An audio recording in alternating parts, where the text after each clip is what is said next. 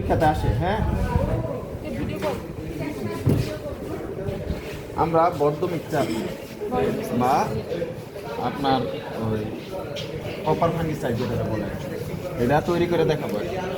এখন ধরেন আমরা 10 লিটার পানি নিলাম। কপার কপার সালফেট কি কেউ চিনেন? না, খোলানি কিন্তু। ভালো করে দেখে নেন, এটা হচ্ছে কপার সালফেট। এটা খুলেন। এই যে কপার নীল কালারের হ্যাঁ, সবাই দেখবেন কপার সালফেট। ভাই এদিকে পিছনে জি জি দেখেন। এদিকে দেন। সবাই চেনেন লাইন। শুন লাইম। হ্যাঁ, এখন কপার সালফেট কি আকারে আছে? পাউডার আকারে আছে। হ্যাঁ, ধরেন আমরা 10 লিটার পানি নিলাম, তাহলে 10 লিটার পানির মধ্যে 100 গ্রাম কপার সালফেট দিলাম এটার মধ্যে। তাহলে এই যে 10 লিটার পানি নিলাম, এখন কি করতে হবে? এটা পাউডার আকারে আছে না, এটা কি লিকুইড বানাইতে হবে না? আচ্ছা, তাহলে এই কপার সালফেটটা আমরা এখান থেকে 10 লিটার পানির মধ্যে 5 লিটার পানি দিলাম। দেওয়ার পরে থেকে 100 গ্রাম কপার সালফেট দিলাম, আর এখান থেকে ওই যে বাকি যে 5 লিটার পানি ছিল, ওই 5 লিটার পানি এটাতে দিলাম।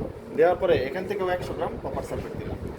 আচ্ছা, দেওয়ার পরে খুব ভালোভাবে আমরা আলাদা আলাদাভাবে নাড়াইলাম। খেয়াল করে দেখেন। আচ্ছা, বাইরে কি জলে দেয় নাকি? হ্যাঁ, এই বাইবা পরীক্ষা থেকে প্রায়ই আসবি। আচ্ছা, এই যে দেখছেন। আচ্ছা, এখন শুভর কথা ফাউল। তাহলে কি মিশানো হয়ে গেছে না? আচ্ছা, এখন এখান থেকে আমরা 300 গ্রাম লাইমি নিলাম, মানে 300 গ্রাম করে নিলাম আর কি।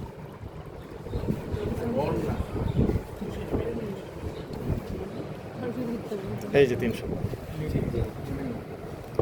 প্রথমে আমরা এখানে লাইমিটা ডাললাম। হ্যাঁ হ্যাঁ, আগে লাইম। পরে আমরা কপার সালফেট নিলাম 300 গ্রাম।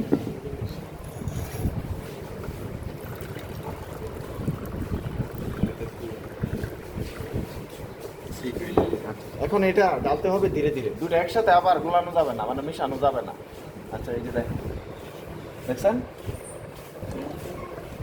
ধীরে ধীরে ধীরে ধীরে।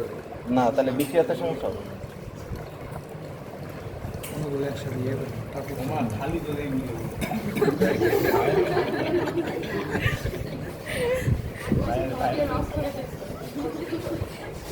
অপসরি আজকে নাম চেঞ্জ করে দিস, রাইজিং ক্যামেরাম্যান। দেখেন আস্তে আস্তে পানির কালারটা চেঞ্জ হইতেছে, দেখছেন?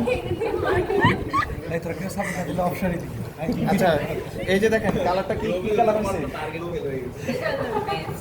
কালারটা হয়েছে ফিরোজা কালার হয়ে গেছে। আমাদের কিন্তু ফাঙ্গিসাইড তৈরি হয়ে গেছে। এখন এখান থেকে 3-4 গ্রাম বলেন বোতলের মধ্যে নিয়ে গাছের মধ্যে স্প্রে করলে। আচ্ছা, এখন প্রশ্ন হইতেছে, হ্যাঁ নিয়ে যাও, সমস্যা নেই। আচ্ছা, প্রশ্ন হইতেছে যদি পরীক্ষাতে আসে যে আচ্ছা আপনাদের তো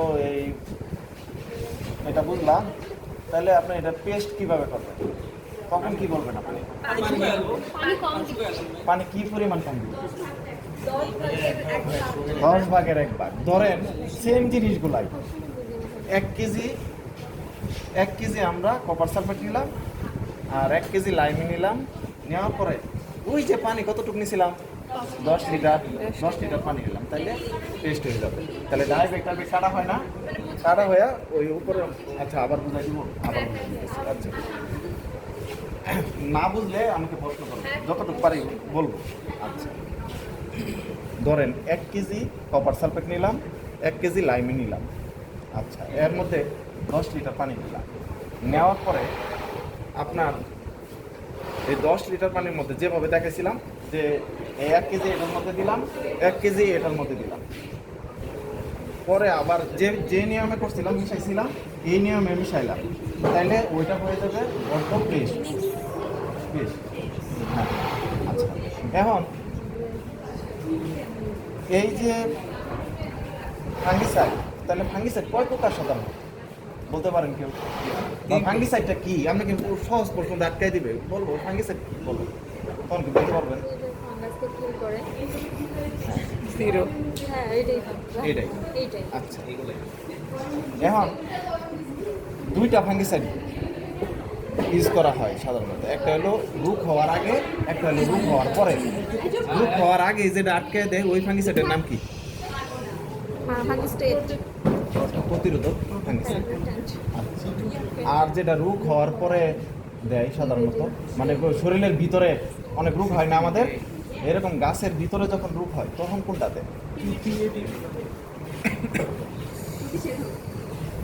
প্রতিষেধক তো দেয় সিস্টেমিক। আচ্ছা, তাহলে মোটামুটি ভালোভাবে মনে হয় বুঝাইতে পারছি নাকি? বুঝতে পারছেন? ঠিক আছে। ধন্যবাদ ভাই।